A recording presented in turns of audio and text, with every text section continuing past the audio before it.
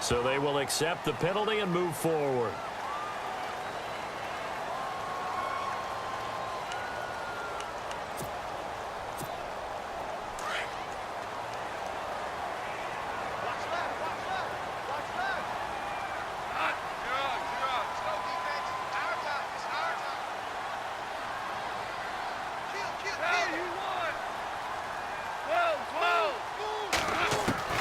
On 1st and 10, Goff. He'll throw underneath for Gurley. And he'll get it out to midfield. Looks like, yeah, they'll spot it right at midfield at the 50. 10 yards on the pickup there, and it'll be 2nd down. Shift together here from the D-line. Goff now looking to throw. And he returns it into enemy territory down to the 45-yard line. So that's back-to-back drives where they've thrown an interception. Ordinarily, we look at the offense and say, what's going on with your scheme? Maybe we should look at the defense and just give them a whole lot of credit. They've got them frustrated right now. And they'll try the ground game here with the running back. And running room scarce here. He's going to be stopped in his tracks at the line of scrimmage. No gain on the play. It'll be 2nd down. And as a defensive end, getting off the ball quickly, swarming to the football, making a tackle, that's what we saw right there. Yeah, that's what their job is. And really, a lot of the time, they have to throttle back a little bit in the run game because you know those defensive ends, they're like in a sprinter stance. They're just headed straight for the quarterback. That was good recognition on that play to hold them to no gain. And Cooks hands it over the middle. Back-to-back nice gains. That one for 14 yards and another first. And when you're playing a quarterback with some experience and some moxie, you enter the danger zone when you decide to blitz him. And he'll take it into the end zone for a Patriot touchdown. Dion Lewis, an 18-yard touchdown run. And the Patriots add on to their lead. He keeps carrying the ball into the end zone, and in this one, he's sort of carrying the team on his back. He's the reason that they lead right now, no question about it. And you talk about on his back, he's not minding the extra weight at all, is he? Carrying that just as lightly as he does the football. Yeah, what a great performance so far. Those 3 touchdowns, it's got him in the lead. So they kept it on the ground, got it into the end zone. But Charles, sometimes you probably see teams treat a 2-point conversion differently than if it was 1st and goal from the 2, or I should say 3rd and goal from the 2. I agree with you totally on that. A lot of teams treat it as if they have farther to go and shy away from running the football. I think this is a great spot to do it because most teams play you for the pass. Go ahead and run and let your linemen surge and fire out. And now out on the field, here comes Los Angeles. And 3 interceptions in this game. And I would have to think, I wasn't a quarterback, but number 4 is kind of, oh, you're like, oh, man, I can't throw 4. No, what's interesting is what do the coaches decide to do now? Having thrown 3, do you alter your offensive strategy? Do you take the ball out of his hands and maybe turn to the running game? Or do you have that supreme confidence that he's going to turn things around? We'll see what they do.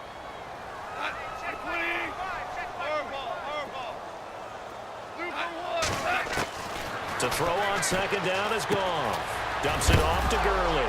And Gurley, he fumbled it. Gurley fumbles the football. It's loose. And the Patriots have it. And he will score. Touchdown, Patriots. Even the great ones, some of the best, they're not immune to the fumble, and here it really hurts them. If the ball gets away from any runner's body, that's when the defense pokes at it, swipes at it, swats at it, and finds a way to create a big play for themselves. Now Brady being chased out left, and that'll be incomplete. We do have a penalty flag down, however. Let's see what that's about. And they will elect to decline the penalty. Everything turned out the way they wanted it to. No sense in even having to take that one, hence the decline. That'll be taken in the end zone. And that is what you call a hit stick. Put down to the ground hard. And now out on the field, here comes Los Angeles. And they weren't on the sidelines for long, but I'll tell you what, I'm glad you and I weren't down there. We could hear them, the coaches from all the way up here. They were adamant, you've got to hold on to the football or else we have no hope. Yeah, it's easy for me to laugh sitting up here, but you're exactly right. If we were down there, that message would have been received a whole different way. Because turnovers, they've been a big problem for them. Got to take care of the football. Got to hold on to it. And, boy, they had high praise for this rookie receiver when we asked the coaches about him, didn't they? They certainly did, and obviously they liked his measurables. Otherwise, they wouldn't have brought him onto the team. Height, weight, speed, all of that. But how about what they really said? Competitiveness. That's what they really liked about him. The way he goes after the football, competes for it, and decides when it's in the air, it's his and only his. We got three, fellas. We got three. Lock. 2 for 1. 20.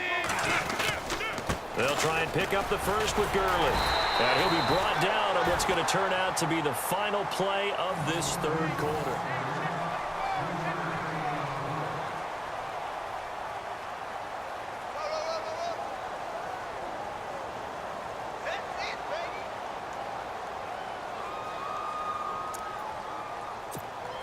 Offense comes to the line now, 1st and 10.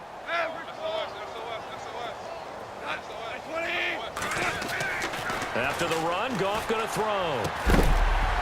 And it pops free. The collision there jarred the ball loose and brings up 2nd down. Another wayward pass. You know, things started out poorly in this game, and to be frank, they just really haven't gotten much better. And all that does is embolden the secondary. They feel good about what's going on, and they just play better and better. And he's unable to grab it. Thought he might have had position, couldn't hold on, 3rd down. It's been this way most of the afternoon, hasn't it? This secondary, they've really put this receiving core on lockdown. Listen, they've worked together like a basketball team that's playing excellent defense. Great communication, doesn't matter whether it's man or zone.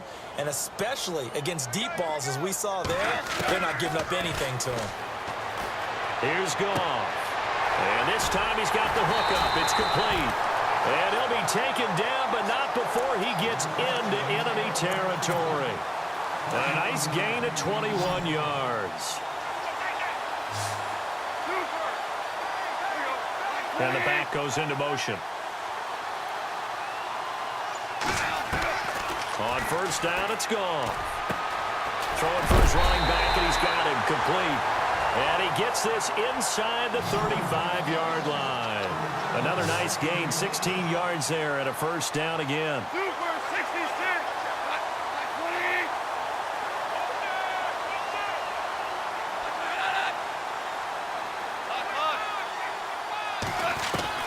Now a 1st down throw. Gone. He's going to flip one out here to his running back. And he gets this one all the way down inside the 15. Chewing up big yardage. Another nice gain there. This one goes for 20. And he's been one of their few bright spots here this afternoon. And as you pointed out, so far he's gotten his. That's not been the issue at all. But the teammates, the other guys, they've been shut down. That's why the defensive guys have to feel pretty good, even though he's over 100 yards. Yeah, he topped 100 with that last catch. To the air again. Gone. Flushed out right. All in all, no gain on the play, and it'll bring up 3rd. And while he did a good job of sliding around in the pocket, there was nowhere to go with the football, so he had to take off and try and run. He just got back to the line of scrimmage, no gain. On 3rd down, they'll run it with Gurley. And he won't get to the marker as they're going to stop it for a 2nd straight play right at the line of scrimmage. And there's a nice stop for the defense. They've had a tough time containing this guy all game long, but maybe they can build a little bit off of that play, a little bit of confidence, a little bit of momentum. Yeah, every now and then you can actually tackle that guy. And tough starting field position here. They'll start off with a give to Lewis. And he will take this up to about the 8-yard line. Give him a couple on the carry there, 2nd and 8. Defensively, they know the situation. They stacked the line. Heck, that was a goal line set right there. And it's the right play for them, exactly what they have to do. They want to take away every gap, every crack, and make sure no one can get through it. But here's the deal, though. You've worked on offense all year long about these types of defensive fronts. Brandon Cooks. He's at the 50, 30, 20, 10. And he will get into the end zone. It's another touchdown. This thing is ugly. So another score there, and often you talk about the three phases of the game: defense, offense, special teams. It's been a clean sweep in this one, hasn't it? It certainly has. They've been pretty dominant throughout this game. And privately, the head coach will add a fourth phase. That's the coaching. And he'll tell the ownership that as he tries to negotiate a new contract off of this win. They are looking strong here in the fourth quarter. And it's a short kick. Now a hit and a loose football. And it's picked up by the Patriots. And they are going to score again. Yet another touchdown as they just add to their totals. So they get the one-score kickoff, get a fumble, take it right back to the house. 2 quick touchdowns within a matter of about 10 seconds on the game clock. It's like a big 1-2 punch that may lead to a knockout. Lewis will get the handoff. And, boy, talk about adding insult to injury. He's into the end zone to tack on 2 more. And you can bet they're preaching 2 hands on the ball here as the kick's away following that fumble return. That's fielded in the end zone.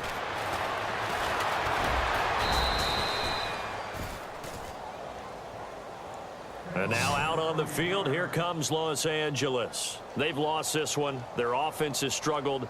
Do they try to put together something here at the end just to take into next week? Yeah, sometimes teams want to do that and coaches want to. I remember one time I was on a team and we were losing late in the game like this, and you knew it was lost. It was over, right? And the coach called a running play and pretty much said to everyone, I want to see something executed well before we get out of here. And that was the message to the team. Just something to build on. Just something to build on, get it done, and maybe we can look at that and say, we'll get better as we go forward. And he'll go down right at the 30-yard line. 8 yards on the pickup, and now they'll have some options on second and short.